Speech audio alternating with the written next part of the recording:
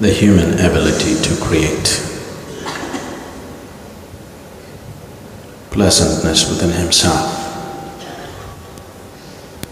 or unpleasantness within himself is quite limitless.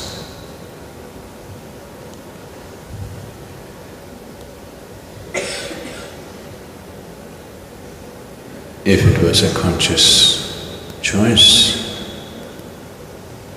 I believe nobody would choose unpleasantness. Unfortunately, too many human beings, for too much of their lifetime, they dwell on unpleasantness. It is not because there is something wrong with the world.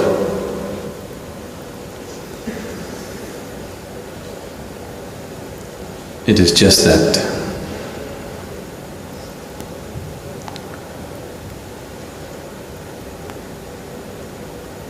what you call as human is a certain dimension of freedom.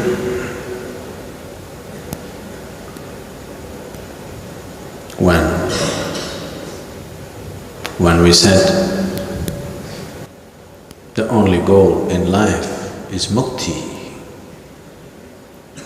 our ultimate liberation,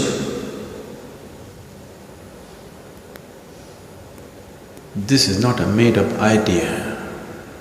This is not an idea concocted by someone who felt very bound. This is not an idea of an entangled being. This has not come from deep states of entanglement. This has come simply by looking at the nature of the fundamental of how a human being is built.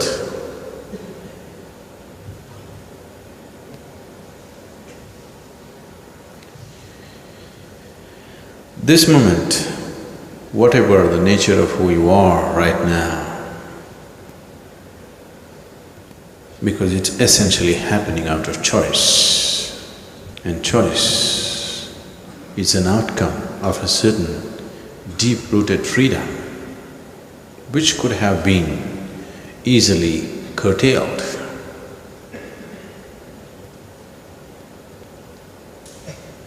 No other creature on this planet can choose either to be joyful or miserable. Whatever you subject them to, whatever kind of treatment you subject them to, that is what they become. It is only this one creature who is capable of this, that he can choose to be either blissful or create many different states of agony within himself.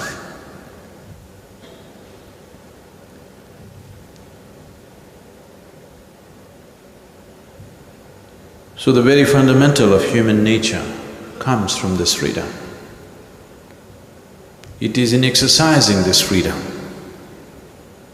that you can allow your humanity to overflow. When we say being humane or being human, unfortunately, most people are referring to acts of kindness.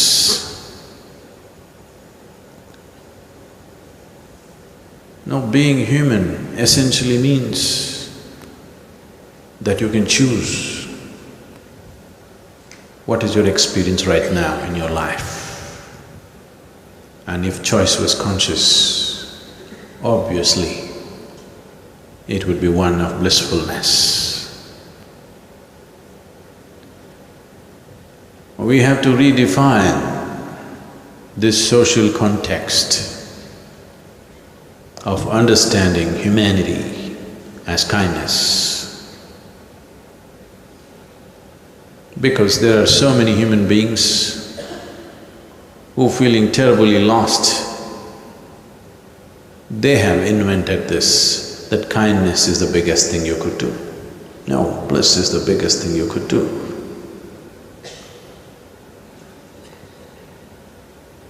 Because the essential building block of this being has been freedom, and the ultimate goal is freedom.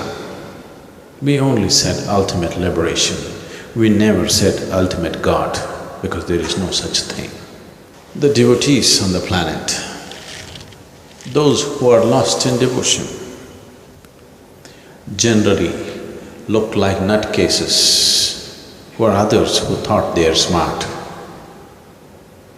But you need to understand, a devotee is one who spends maximum amount of his time and life in blissful states. He is the one who is truly exercising this choice.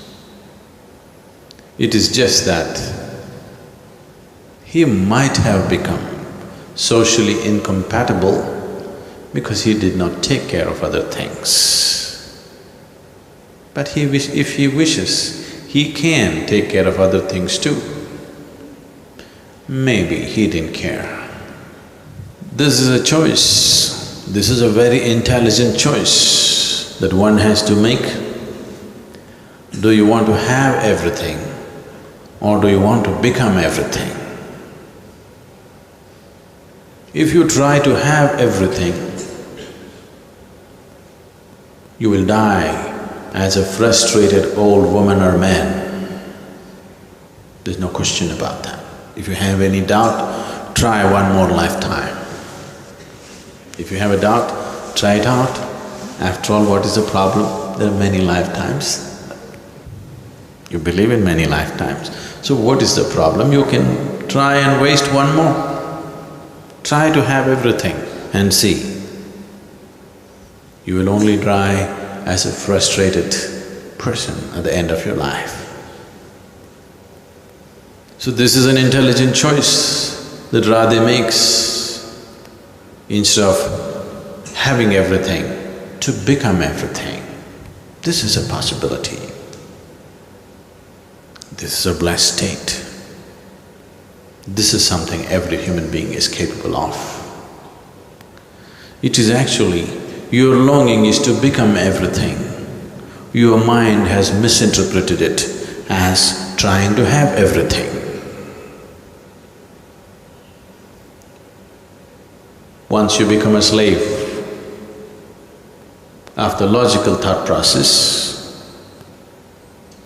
now it has misinterpreted this longing to become everything as having everything, as possessing everything.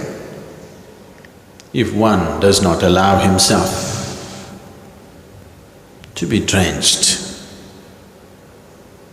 in the blissfulness of this existence, but rather chooses to be in the turmoil of their own psychological existence. If that's a choice one makes, and also has the audacity to believe that they are intelligent,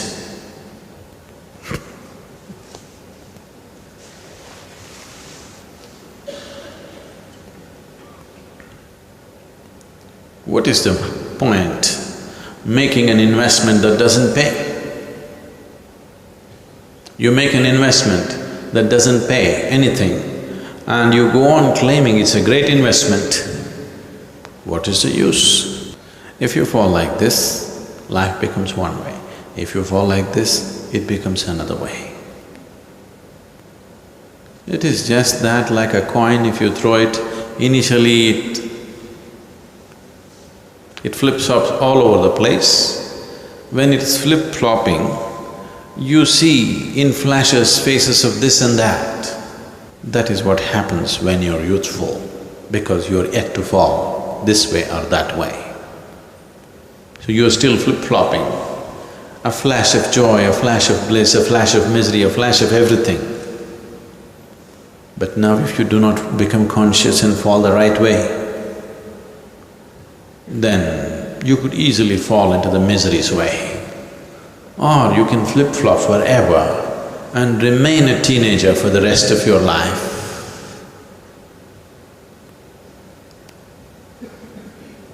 Remaining in teens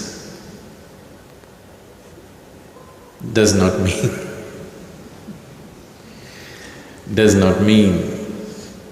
that you're blessed with youthfulness for the rest of your life. It just means that you remain half-grown forever. To become a steady source of blissfulness for himself and everything around him.